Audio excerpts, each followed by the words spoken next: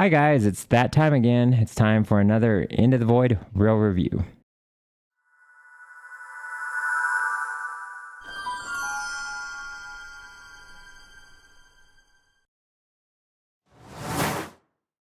This time we are reviewing Oppenheimer.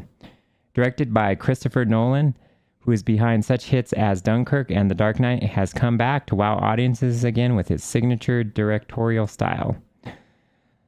Starring Cillian Murphy, I'm sure, not Cillian, who plays J. Robert Oppenheimer, father of the atomic bomb. Emily Blunt, who plays Kitty Oppenheimer, wife of Oppenheimer.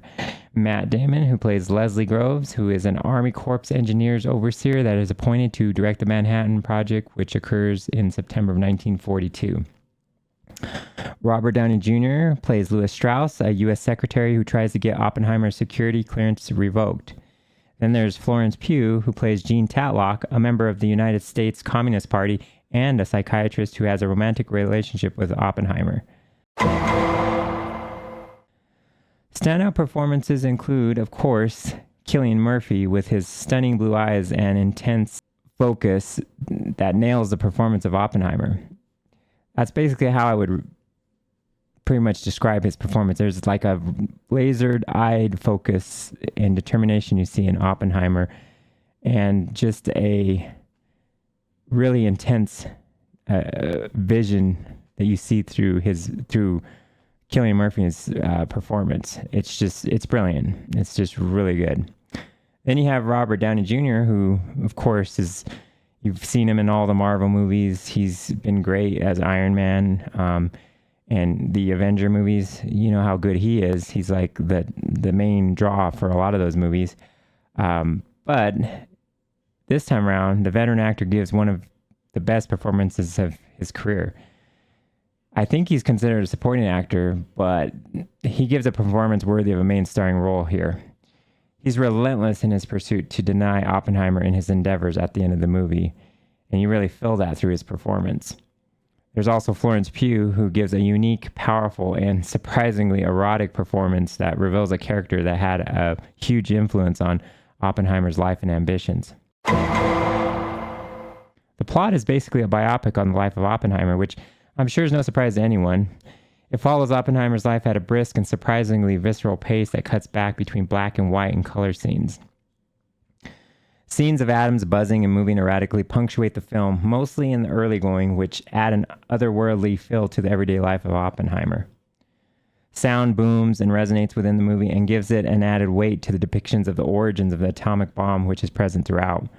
You really owe it to yourself to go see this film in IMAX and Dolby surround sound. I saw it on IMAX, and let me tell you, it was great. The plush seats are not as great. Reclining seating is where it's at. But I digress. Let's get back to talking about the actual movie. Look and sound would usually get its own category here, but I tie it together with the plot instead because it's so central to what drives Nolan's vision onto the screen. These aspects of the film add so much to the already profound events that follow Oppenheimer's life leading up to the deployment of the atomic bomb that ended with the death of thousands of innocent lives. Oppenheimer is a movie that will stick with you days later. Now, I will say my experience was neutered a bit. Let me explain.